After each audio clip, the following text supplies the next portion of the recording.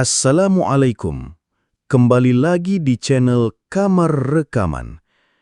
Jangan lupa subscribe channel ini agar lebih berkembang nantinya. Mari kita mulai kisah hari ini. Malam di kota kecil ini selalu punya suasana yang khas. Jalanan yang siangnya ramai dengan suara klakson dan pedagang asongan berubah menjadi deretan lampu temaram yang berjejer di pinggir trotoar. Di dekat pasar malam, ada satu tempat yang selalu ramai meski hujan atau angin kencang, warung bakso Pak Haji. Warung ini bukan bangunan mewah, hanya dinding setengah tembok setengah kayu dengan atap seng yang berkilat jika terkena cahaya lampu jalan. Namun anehnya, dari sore hingga hampir tengah malam, orang silih berganti datang, seperti ada sesuatu yang memanggil mereka. Aku, Amara, sudah setahun bekerja di warung itu. Pekerjaanku sederhana, mencuci piring, gelas, dan mangkuk, lalu sesekali mengantar bakso ke meja pelanggan. Gajinya lumayan, apalagi kalau dapat tips dari pembeli yang sedang dermawan. Aku tidak pernah mempermasalahkan aturan kerja yang agak aneh di sini. Bagi karyawan perempuan, tugasnya hanya di bagian cuci dan antar. Tidak boleh masuk ke dapur bagian belakang, apalagi ikut mengolah bakso. Semua urusan memasak dilakukan oleh karyawan pria. Dan yang paling mencolok, semua karyawan pria harus memakai peci hitam setiap kali jam kerja dimulai. Awalnya aku mengira itu cuma kebiasaan atau seragam khusus, tapi makin lama bekerja, aku sadar tidak ada warung bakso lain yang punya aturan seperti itu. Ilham, tunanganku, juga bekerja di sini. Dia bagian dapur, tangannya cekatan mengaduk kuah, mencetak bakso, dan menyajikannya. Dia selalu tersenyum kalau melihatku lewat membawa nampan, seakan lelahnya hilang walau peluh membasahi keningnya. Warung ini terkenal bukan hanya di daerah kami, tapi juga sampai ke kota sebelah. Orang bilang bakso Pak Haji punya rasa yang tidak bisa ditiru. Dagingnya kenyal, kuahnya gurih, bahkan kalau dibawa pulang ke rumah, rasanya tetap sama. Itu yang membuatku sedikit heran. Biasanya, kalau orang pakai penglaris, makanan hanya enak saat dimakan di tempat, tapi hambar ketika dibawa pulang. Di sini tidak. Justru banyak pelanggan yang sengaja pesan untuk dibawa pulang, karena rasanya tidak berubah. Aku tidak pernah menanyakan rahasianya kepada Pak Haji. Dia orangnya ramah, senyumnya lebar, tapi matanya seperti menyimpan sesuatu yang tidak mudah ditebak. Kadang, aku merasa tatapan itu bisa menembus isi kepalaku. Bukan tatapan yang membuat takut, tapi membuat aku memilih untuk tidak bertanya lebih jauh.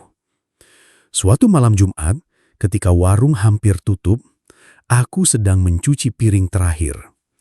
Angin malam masuk lewat celah jendela, membawa aroma yang aneh. Bukan aroma bakso atau bawang goreng. Baunya tajam, bercampur amis, seperti darah segar yang baru keluar dari hewan sembelihan. Aku mengkerutkan kening dan mencoba mencari sumbernya. Tidak ada pelanggan lagi, hanya karyawan yang sibuk membereskan peralatan. Saat itu aku melihat Pak Haji berjalan cepat menuju gudang belakang, membawa kunci besar. Pintu gudang itu selalu terkunci rapat setiap hari, bahkan Ilham pun tidak pernah masuk ke sana. Aku berdiri agak jauh, mencoba mengintip dari celah pintu. Lampu gudang tidak terlalu terang, tapi aku sempat melihat ada meja panjang dengan sesuatu yang tertutup kain putih di atasnya. Sebelum aku bisa memperhatikan lebih lama, Pak Haji menutup pintu dan memutar kuncinya 2 kali. Dia menoleh sebentar, dan entah kenapa aku merasa tatapannya singgah tepat di mataku. Aku pura-pura sibuk mengelap meja, tapi aroma aneh itu masih tercium sampai aku pulang. Malam itu, di rumah kos, aku memejamkan mata sambil mencoba melupakan kejadian tersebut. Tapi di kepalaku, aroma itu terus mengganggu. Seolah memberitahu bahwa di warung bakso yang setiap hari ku anggap biasa, ada sesuatu yang tidak seharusnya ada. Dan untuk pertama kalinya sejak bekerja di sana, aku mulai merasa penasaran. Sejak malam itu, aku mulai memperhatikan lebih banyak hal di warung bakso Pak Haji. Sesuatu yang sebelumnya kuanggap biasa, sekarang terasa seperti potongan puzzle yang belum terpasang. Salah satunya soal peci hitam itu. Setiap karyawan pria, tanpa terkecuali, wajib memakainya sejak warung buka sampai tutup. Bahkan ketika mereka sedang mencuci panci di belakang atau sekadar mengangkat galon, peci itu tidak pernah lepas dari kepala. Aku pernah bertanya pada Ilham, kenapa mereka harus pakai peci? Dia hanya mengangkat bahu. Katanya itu aturan dari Pak Haji sejak lama. Tidak ada alasan khusus yang ia tahu. Tapi aku bisa melihat, setiap kali ada yang hendak melepas peci di jam kerja, Pak Haji akan langsung menegur dengan nada tegas. Bukan marah, tapi tegas, seolah peci itu adalah bagian penting dari keberlangsungan warung ini. Beberapa hari kemudian, aku menyadari satu hal yang lebih aneh. Ada seorang karyawan pria bernama Rudi. Dia orangnya ramah, sering membantuku membawa piring kotor. Malam itu, aku sempat melihatnya di dapur, tertawa bersama Ilham sambil membuat bakso. Keesokan harinya, Rudi tidak datang. Aku kira dia sakit, tapi saat kutanyakan ke salah satu karyawan lain, jawabannya singkat, Rudi sudah berhenti. Tidak ada surat keluar, tidak ada pamit, hanya seperti menghilang. Yang membuatku merinding, mangkuk dan peci hitam milik Rudi diletakkan rapi di meja belakang, seperti orang yang sengaja meninggalkannya di sana. Beberapa hari setelah itu, Ilham pernah mencoba bercanda dengan salah satu karyawan senior, Bang Salman. Saat istirahat, Ilham bertanya, "Bang, peci ini sebenarnya buat apa sih? Biar keren atau ada maknanya?" Bang Salman tidak langsung menjawab. Dia memandang Ilham lama sekali, sampai aku yang mendengar dari kejauhan merasa tidak nyaman. Lalu dengan suara rendah, dia berkata, "Nanti juga paham." Setelah itu, ia beranjak pergi, meninggalkan Ilham yang kebingungan. Jawaban itu malah membuatku semakin curiga. Apa yang akan Ilham pahami nanti? Kenapa harus menunggu? Kenapa peci hitam itu seolah punya arti yang tidak boleh diucapkan? Malamnya, rasa penasaran itu terbawa ke dalam tidurku. Aku bermimpi berada di ruangan yang panjang seperti haula dengan lampu redup berwarna kuning. Di tengah ruangan, ada meja kayu besar yang penuh dengan piring dan mangkuk kosong. Ilham duduk di ujung meja, mengenakan peci hitam yang miring. Wajahnya pucat sekali. Matanya sayu seperti orang yang tidak tidur berhari-hari. Di sekelilingnya, duduk para pria lain yang juga berpeci hitam, tapi mereka tidak bergerak, hanya menunduk. Aku ingin mendekat, tapi langkah kakiku berat seperti tertahan lumpur. Lalu dari ujung ruangan, muncul sosok tinggi besar. Tubuhnya hitam legam, matanya merah menyala, dan dari mulutnya menjulur lidah panjang berwarna ungu gelap. Lidah itu bergerak pelan, seperti mencicipi udara. Sosok itu berjalan menuju Ilham, membungkuk di belakangnya, lalu menatap ke arahku. Senyumnya lebar, terlalu lebar untuk ukuran manusia. Aku terbangun dengan napas terengah dan keringat dingin di leher. Jantungku berdegup begitu keras sampai aku harus duduk beberapa menit untuk menenangkan diri. Aku mencoba meyakinkan diri bahwa itu hanya mimpi aneh. Tapi entah kenapa, wajah pucat Ilham di dalam mimpi itu terasa sangat nyata. Sejak malam itu, setiap kali melihat Ilham memakai peci hitam di warung, aku selalu teringat mimpi tersebut. Dan entah kenapa, aku mulai takut akan arti sebenarnya dari peci itu.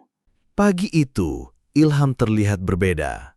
Matanya sembab, wajahnya pucat, dan langkahnya berat seolah setiap gerakan membutuhkan tenaga besar. Padahal semalam ia pulang seperti biasa, meski agak terlambat. Saat aku menanyakan, katanya hanya kecapekan karena banyak pesanan. Aku menjawab percaya, tapi saat ia tersenyum, bibirnya tampak pucat kebiruan. Hari demi hari, kondisinya tidak membaik. Ia mulai sering batuk, kadang keluar darah segar yang langsung ia sembunyikan dengan tisu. Aku memaksa dia untuk beristirahat di rumah, tapi ia menolak. Kalau aku libur, gaji kita berkurang. Kita kan nabung buat nikah.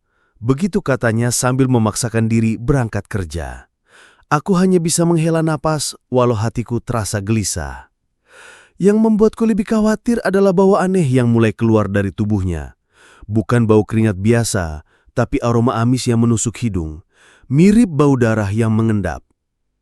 Aku sudah menyuruh dia mandi berkali-kali, mengganti baju, bahkan memakai minyak wangi. Tapi bau itu tetap ada, seperti menempel di kulitnya. Setiap kali aku mencium bau itu, entah kenapa bulu kuduku berdiri. Malam itu, aku terbangun karena mendengar suara aneh.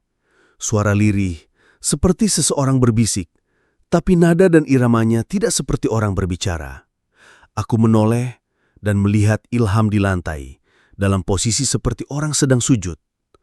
Tangannya menempel di lantai, kepalanya menunduk, bibirnya bergerak cepat. Aku memanggil pelan, "Ilham," tapi ia tidak menjawab. Saat aku mendekat, suaranya menjadi jelas. Itu bukan suara Ilham. Suara itu lebih berat, serak, dan terasa asing. Seolah ada seseorang berbicara lewat tubuhnya. Aku menyentuh bahunya, dan tiba-tiba ia terbangun, menatapku dengan mata kosong. "Kamu ngapain di lantai?" tanyaku gugup. Ilham mengerutkan kening seakan tidak mengerti maksudku. "Aku tidur di kasur kok," jawabnya pelan. Aku tidak melanjutkan pembicaraan. Kalau aku ceritakan apa yang kulihat, mungkin dia hanya akan menganggapku mengada-ada. Keesokan paginya, saat aku membeli sayur di warung Buati, aku tidak sengaja menyinggung soal kesehatan Ilham. Buati menatapku lama, lalu berkata pelan, "Kalau sudah malam Jumat Kliwon, jangan biarkan dia kerja." Ucapannya membuatku tertegun. "Maksudnya, Bu?" Tapi Buati hanya mengengge, menunduk dan sibuk menata sayuran. Sepanjang perjalanan pulang, kata-kata itu terus terngiang di kepalaku. Malam Jumat Kliwon. Aku teringat aroma aneh yang pernah kucium di warung Bukiliat. Terbayang lagi gudang terkunci dan tatapan Pak Haji waktu itu. Dan sekarang Ilham yang semakin lemah, seakan tubuhnya dihisap oleh sesuatu yang tak kasat mata. Malam itu, Ilham tidur lebih cepat. Aku duduk di tepi ranjang, memandanginya. Di wajahnya, aku rasakan ada sesuatu yang hilang.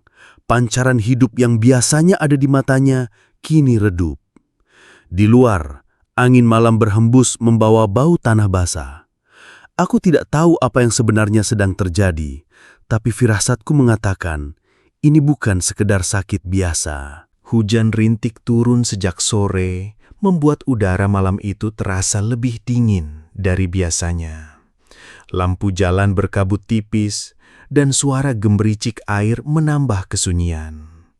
Aku sedang menyiapkan teh hangat untuk Ilham yang berbaring lemas di ranjang ketika ponselnya berdering. Di layar tertera nama Pak Haji. Ilham menatap layar sebentar, lalu mengangkatnya. Aku bisa mendengar suara berat Pak Haji dari seberang. "Ham, tolong datang ke warung sekarang. Ada pesanan khusus. Harus kamu yang buat. Penting." Nada suaranya datar, tapi ada tekanan halus di balik setiap kata. Aku buru-buru berbisik, "Ilham, bilang saja kamu sakit. Besok saja ke sana." Tapi Ilham hanya menatapku sebentar, lalu berkata di telepon, "Baik Pak, saya berangkat sekarang." Setelah menutup ponsel, ia duduk perlahan, menarik napas berat. "Ma, ini penting. Tidak enak kalau menolak." Aku tidak menjawab, hanya melihatnya berpakaian lengkap dengan peci hitamnya. Ada sesuatu di dalam diriku yang ingin berteriak melarang, tapi aku menahan. Begitu ia keluar rumah, aku langsung mengenakan jaket dan menyusul dari kejauhan. Jalan menuju warung terasa lebih sepi dari biasanya. Sebagian besar toko sudah tutup, dan hanya lampu warung Pak Haji yang masih terang di ujung jalan. Namun pintunya tertutup rapat. Aku memutar ke sisi bangunan, mencari celah. Di belakang ada pintu kayu kecil yang jarang digunakan. Dari sela papan yang retak, aku mengintip ke dalam. Pemandangan yang kulihat membuat tubuhku kaku. Di dapur belakang, 7 karyawan pria duduk melingkar di lantai. Peci hitam mereka dilepaskan dan diletakkan di depan masing-masing. Di tengah lingkaran ada baskom besar berisi adonan bakso. Tapi adonan itu tidak murni. Dari telapak tangan mereka yang terluka, menetes cairan merah yang bercampur ke dalamnya. Aroma amis langsung menyusup ke hidungku, membuat perutku mual. Pak Haji berdiri di sisi ruangan membaca sesuatu dengan suara rendah dan bergetar seperti mantra. Lilin merah menyala di sudut-sudut ruangan, menciptakan bayangan bergerak di dinding. Ilham duduk di antara mereka. Wajahnya pucat, mata setengah terpejam. Luka di tangannya mengeluarkan darah yang jatuh perlahan ke adonan. Tiba-tiba udara di ruangan itu berubah, seperti ada pusaran angin yang hanya terasa di dalam. Suara gemerisik terdengar, padahal tidak ada daun atau ranting di sekitar. Dari pojok dapur yang gelap, muncullah sosok tinggi besar. Tubuhnya hitam legam, matanya merah menyala, dan dari mulutnya menjulur lidah panjang berwarna ungu gelap yang bergerak seperti mencari bau. Makhluk itu berjalan pelan menuju Pak Haji. Mereka saling menatap, lalu Pak Haji mengulurkan tangan. Makhluk itu menyalaminya dengan genggaman besar dan bersisik. Setelah itu ia berbalik, menatap satu persatu karyawan di lingkaran. Tatapannya berhenti lama pada Ilham. Aku menahan napas. Jantungku berdeguk begitu keras sampai telingaku berdenging. Saat itu aku mengerti. Semua tanda dan firasat burukku benar. Tahun ini giliran Ilham. Makhluk itu menghilang begitu saja, larut ke udara. Api lilin bergoyang dan mantra Pak Haji berhenti. Ruangan kembali sunyi, hanya menyisakan napas berat para karyawan. Aku mundur perlahan dari celah itu, memastikan tidak ada yang melihatku. Langkahku pulang terasa berat, tapi di dalam hatiku, rasa takut sudah berubah menjadi tekad. Aku tidak akan membiarkan Ilham menjadi korban. Aku berlari di tengah malam dengan napas terengah. Jalanan sepi, hanya lampu jalan yang temaram. Pikiranku kacau. Bayangan Ilham yang pucat dan tubuhnya yang seperti ditarik sesuatu terus menghantui. Aku ingat kata Buwati, lalu ingat sosok Mbah Darmo yang katanya mengerti urusan pesugihan. Tanpa berpikir panjang, aku menuju rumahnya yang berada di pinggir kampung. Rumah itu sederhana, berdinding kayu tua. Pintu terbuka sedikit, aroma kemenyan langsung tercium. Seorang lelaki tua dengan rambut putih panjang duduk di tikar, menatapku dengan mata yang tajam tapi tenang.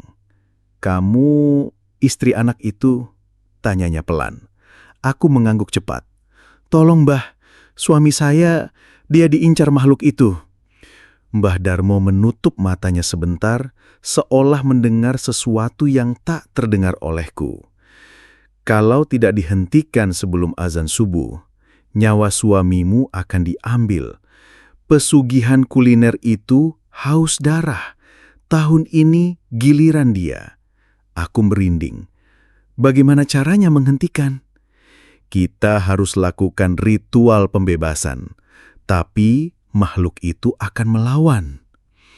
Tak lama, Mbah Darmo menyiapkan lilin merah, kemenyan, dan sebuah mangkuk berisi air yang berbau wangi menyengat. Ia mengajakku ke dekat warung Pak Haji. Saat sampai, suasana sunyi mencekam.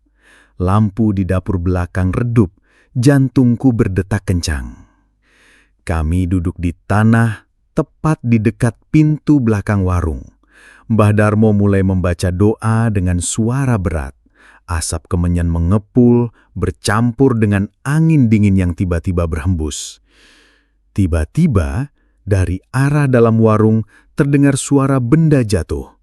Pintu berderit pelan, lalu aku melihat sosok Ilham di lantai, setengah sadar. Matanya setengah terbuka, tapi pandangannya kosong. Dari lantai, di bawah tubuhnya muncul tangan-tangan hitam panjang yang bergerak seperti tentakel, mencoba menariknya masuk ke dalam lubang gelap yang tak seharusnya ada di sana. Aku langsung berusaha menarik Ilham, tapi tangan itu terasa berat, dingin, dan licin seperti lumpur basah. "Mbah, dia ditarik!" teriakku panik. Mbah Darmo memercikkan air dari mangkok ke arah tangan-tangan itu. Suara mendesis terdengar, dan makhluk itu mengerang marah. Warung bergetar hebat, seperti gempa.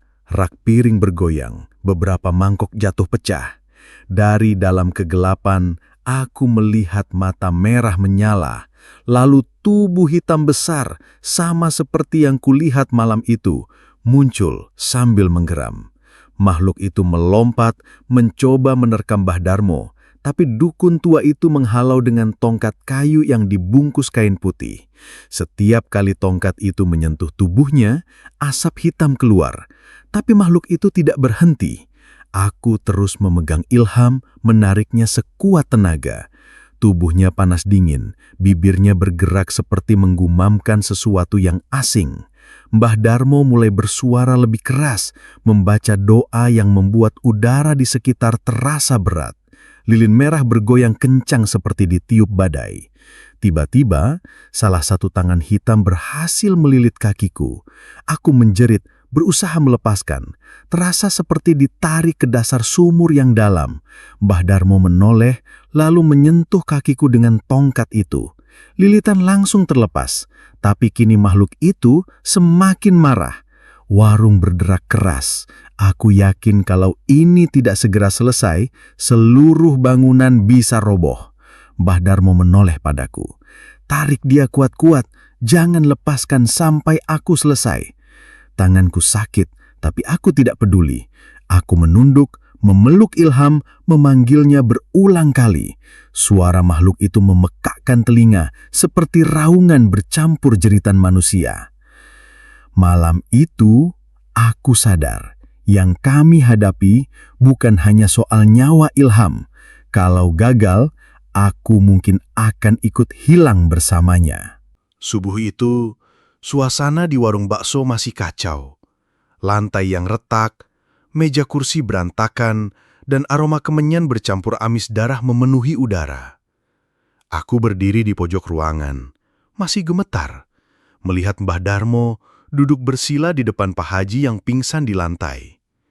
"Sudah selesai," ucap Mbah Darmo lirih sambil menghembuskan napas berat.